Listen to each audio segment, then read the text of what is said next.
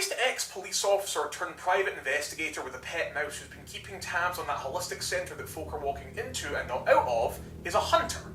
The plaid-clad them with a van with a winning personality, a licence for everything, and who knows exactly how strong a cage you need is a hunter. The blue-haired chem student that successfully repelled a blank attack during closing at a fast food joint by giving their undead assailant a 350-degree facial in the deep fryer is a hunter. And if you've seen the things that go bump in the night, go over your freight and are itching to bump back, then chances are that you, my friend, are a hunter.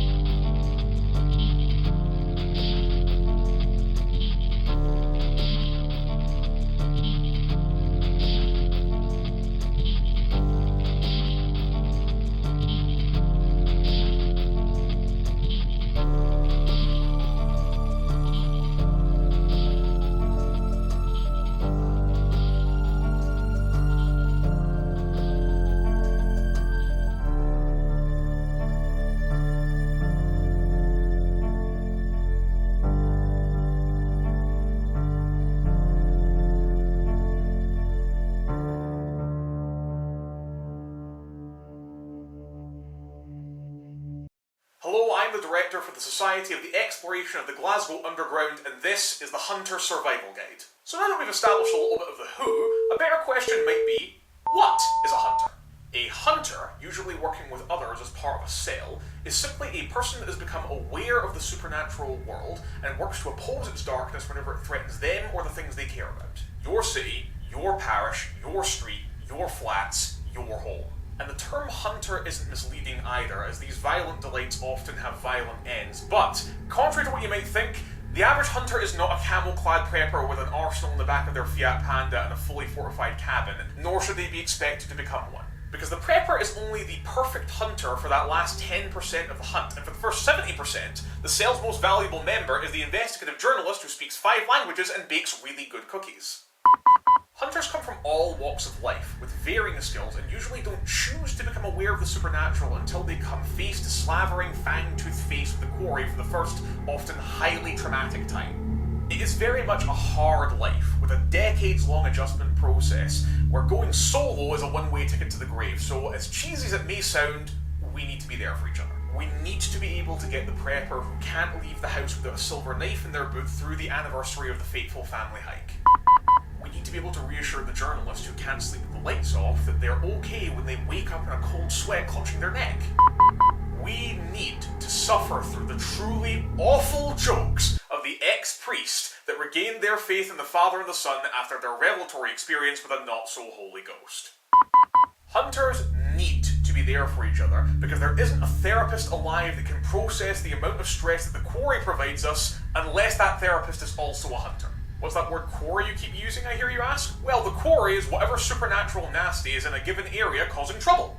And it is the biggest pain in the ass of the average hunter that because the quarry is by definition supernatural, it defies easy identification, categorization, and elimination. The quarry can come in many shapes and sizes, forms beguiling and hideous, and is more often than not, deadly.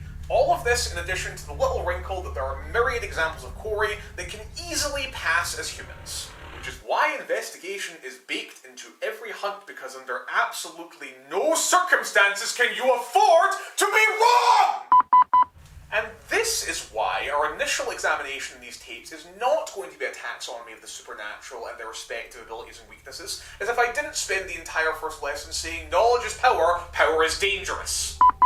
Because even more important than theoretical knowledge of the quarry and how to reckon with it is practical knowledge of the hunt and how to survive it, especially for those circumstances where theoretical knowledge proves to be disastrously incorrect. The next 3 lessons, therefore, will consist of Part 1, the trail, identifying supernatural occurrences, evidence gathering, and determining whether your intervention as a hunter is even necessary. Part 2, the stalk, identifying and locating the quarry and forming an unusual threat response, including desired outcomes, optimal strategies, risk assessments, and contingencies. And Part 3, the kill, isolating and neutralizing the quarry while limiting casualties, collateral damage, and preventing any unnecessary attention from other supernaturals, or worse yet, the authorities. After that, we'll have supplementary lessons on getting through this lifestyle and keeping you you and your cellies together while at least delaying the inevitable collapse into substance abuse. Followed by a lesson on ethical considerations and best practices during the hunt, and how to live as part of the hunter lifestyle without abandoning all concepts of right and wrong in pursuit of the supernatural. And then a lesson on what to do when you encounter people who work for organizations with motivations completely divorced from helping humanity, and who callously pursue the supernatural because, hey man, ethics is above my pay grade, this is just my job. Then, and only then, we'll be ready to cover the quarry, starting with the usual suspects, what we know and what we definitely don't. Remember, young hunter, that you need to learn how best to utilize your skills before going back out on the stalk, and you certainly shouldn't be doing it alone. Keep your head down, keep your eyes and ears open, listen to your cellies, and stay healthy. Until next time, I'm the director. Please rewind before ejecting. And I shall sprinkle clean water upon ye, and ye shall be clean. From all your filthiness and from your idols will I cleanse you. Special thanks to my Mythic and Sandwich tier patrons Griffin Provenzano, Devil, and Brandon Cryer for making this project and others possible. And an extra special thank you to my early backers Ryan Henderson, Winter Slade, D Sparrow, Dugrin, Watchful Spirit, Harrison Paulin, Gunnar, Computer Coder, Patchwork Wizard, Zed Pickering Polstra, William Ferrari, Isaac Davies, Zashot Mack, Andrew Davis, Lemon Planter, Sora Mayura Yukino, Displacer Cat Shi, Zynorax, Gabriel Shepherd, Harry 1863, Anthony Williams, Kay Burnett, Peter Allen, Merrill Douglas, Jordan S., Aaron Grover, Wanna Trip Baby, Damian Lane, Carl Ilya, Righteous Steak, Thomas O'Neill, Joshua Smith, Jenny Size, Matthew, and Evan Haggart.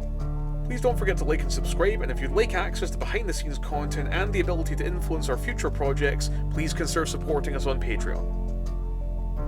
Portions of the materials are copyrights and trademarks of Paradox Interactive AB and are used with permission. All rights reserved.